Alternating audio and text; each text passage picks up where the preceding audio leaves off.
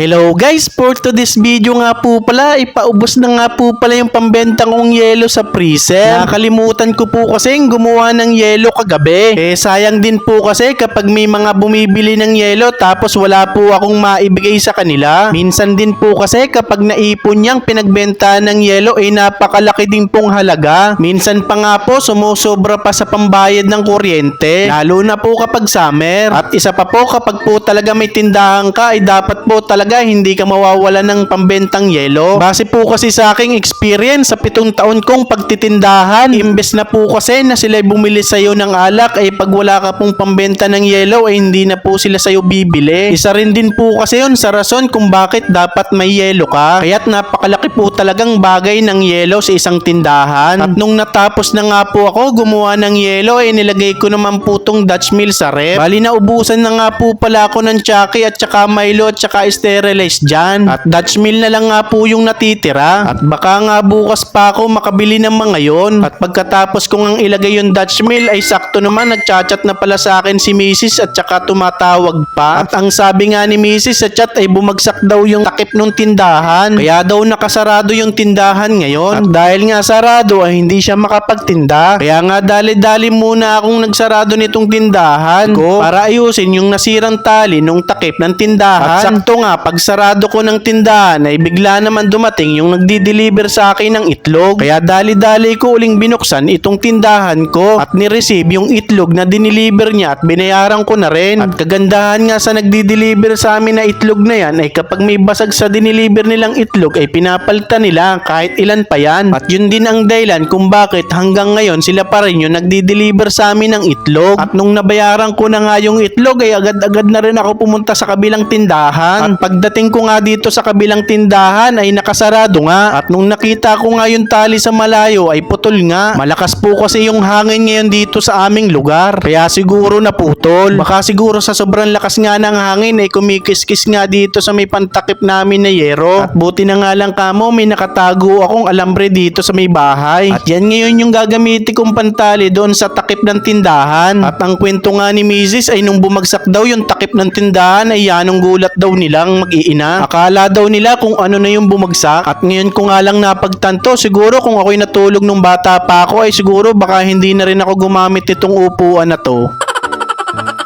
At pagkatapos nga ng ilang minuto sa wakas naayos ka na uli yung tali niya.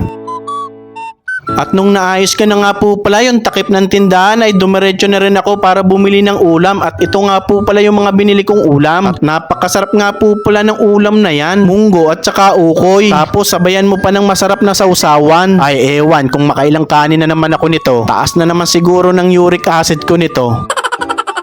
At habang ang kumakain kami dyan tawan-tawa kami dyan kay Ezekiel. Tingnan mo naman kung ano yung ginagawa. Hindi niya kasi mapalabas yung ketchup dun sa bote. Ewan ko ba dyan sa ketchup na UFC na yan. Kahit nga ako hirap din minsan palabasin yung ketchup na yan. At buti na nga lang natyaga ng anak ko at napalabas din niya. Kaya ayan, tudakain na siya ngayon. O paano yan, hanggang dito na lang at ako'y magtitinda pa. At kung nanood po kayo ng video ko, isa lang po ang masasabi ko sa inyo.